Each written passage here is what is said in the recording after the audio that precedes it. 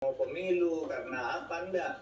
Saya sebut satu lagi, sebelum Lukas NMB itu ditetapkan sebagai tersangka, yang kemudian ribut karena ini katanya orang dari Partai Demokrat Lukas NMB ini sehingga dikriminalisasi. 3 hari sebelumnya Bupati Mimika itu dari Golkar, partainya pemerintah sekarang, itu ditangkap dan ditahan sekarang. Apa politiknya? Katanya kan hukum harus ditegakkan, keadilan harus ditegakkan meskipun langit akan runtuh. Nah itu yang akan kita lakukan sekarang secara sungguh-sungguh. Bahwa saya ngomongkan itu bukan saya menetapkan, saya menjelaskan bahwa kasus Lukas NMB itu bukan soal 1 miliar yang diteriak-teriakan itu. Buktinya kemarin sudah kita umumkan agar rakyat tahu bahwa inilah buktinya gitu. Nanti coba jelaskan ini ke penyidik gitu. Uang-uang ini yang ratusan miliar ini bagaimana? Kemudian yang sekarang diblokir 71 miliar dan sisanya yang belum sempat dipindah karena kemudian diblokir terus itu bagaimana dan seterusnya, itu supaya bisa dijelaskan kepada hukum agar Papua itu bisa dibangun dengan baik. Baik, ya. Terkait temuan PPATK, Prof. Ada 12 temuan PPATK, salah satunya terkait tadi setoran tunai yang diduga disalurkan Lukas ke kasino judi dengan nilai transaksi sekitar 560 miliar rupiah. Dan Anda juga pernah mengatakan bahwa Lukas NMB ini memiliki manajer pencucian uang. Apa maksud pernyataan Anda ini, Prof? Manajer pencucian uang itu orang yang memang diberi tugas bekerja untuk menyamarkan uang dari negara itu dikorupsi lalu dicuci sehingga menjadi seakan-akan halal. Misalnya begini, misalnya nih satu contoh Mega itu korupsi uang 20 miliar kan, ini mau disebutkan dapat dari mana uang ini gitu, lalu datang ke Singapura ke rumah judi gitu, pulang dari sana dia tunjukkan uang, saya dapat dari judi, menang judi nih 20 miliar gitu, padahal dia uangnya sendiri bawa, sehingga uang yang tadinya korupsi itu tercuci, ini bukan korupsi tapi menang judi gitu, padahal di situ berjudi pun enggak gitu, hanya datang. Nah, itu contoh ya, itu manajerannya yang melakukan begitu gitu.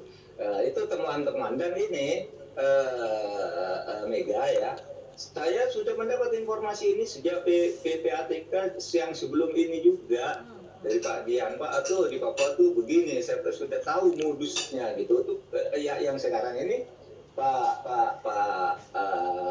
Ivan Yusti Avandana ini kan penerusnya, dan Ivan ini sebelum ini sudah menjadi kepala deputi di PPATK, sehingga dia tahu persis bahwa yang disampaikan oleh sebelumnya itu pejabat sebelumnya Pak Dian Ediana itu memang benar, dia juga ikut mengerjakan data itu gitu. Baik, Prof. Mahfud, artinya menurut Anda penetapan tersangka Lukas NMB oleh KPK sudah berdasarkan bukti dan fakta hukum?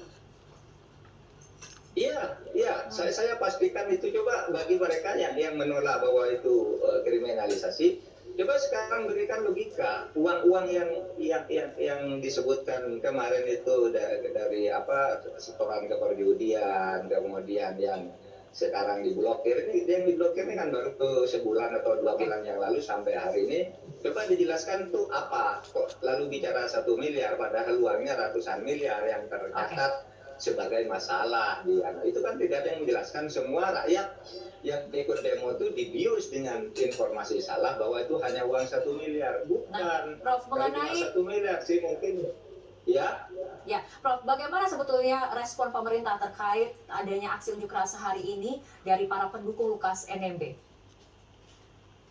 Iya, kan sudah 2 hari lalu ya, ramai katanya mau ada unjuk rasa karena Lukas NMB ditetapkan hanya dengan gratifikasi 1 miliar yang sebenarnya untuk lockdown kata dia, COVID.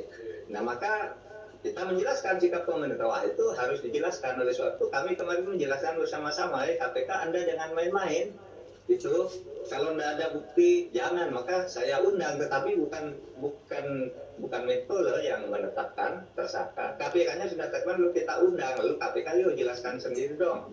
Apa uang 1 miliar itu kan sudah dijelaskan kemarin, yang 1 miliar itu kontor, alat buktinya jelas.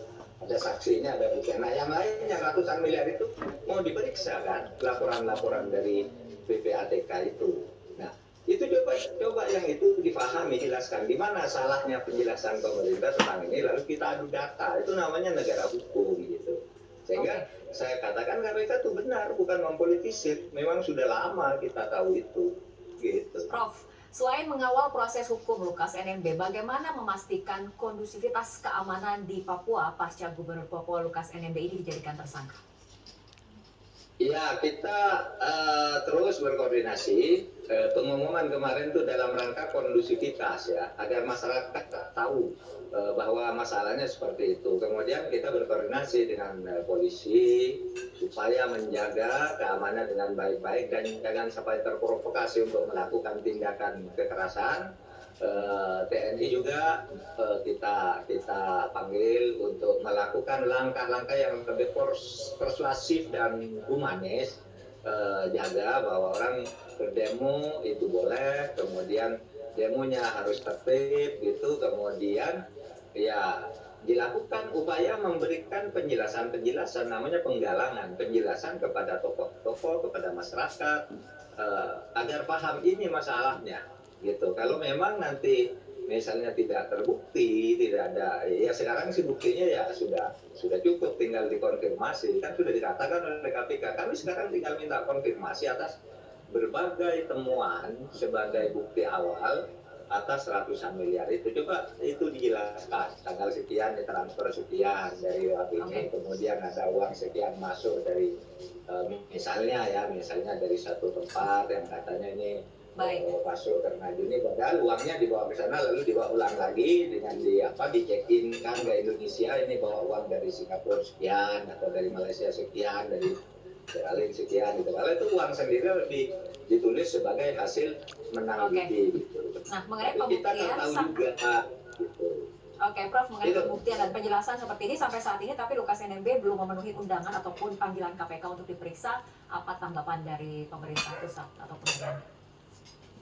Pemerintah akan tetap melakukan langkah-langkah sesuai dengan hukum. Itu ada aturan-aturan tuh kapan seseorang boleh dipanggil, kapan seseorang boleh diperiksa, dan bagaimana caranya untuk melakukan pemeriksaan terhadap orang yang misalnya menyatakan sakit dan seterusnya. Dan tentu saja karena hukum itu kan harus membuat ketenangan, tidak boleh buat gaduh. Ya kita tempuhlah cara-cara yang tepat menurut hukum. Dan yang lebih teknis tentu diatur, ada yang ngatur di lapangan. Baik, kita tunggu perkembangan selanjutnya proses hukum kasus korupsi Lukas NMB ini. Terima kasih Profesor Mahfud MD, Menko Polhukam telah berbincang bersama kami sore hari ini.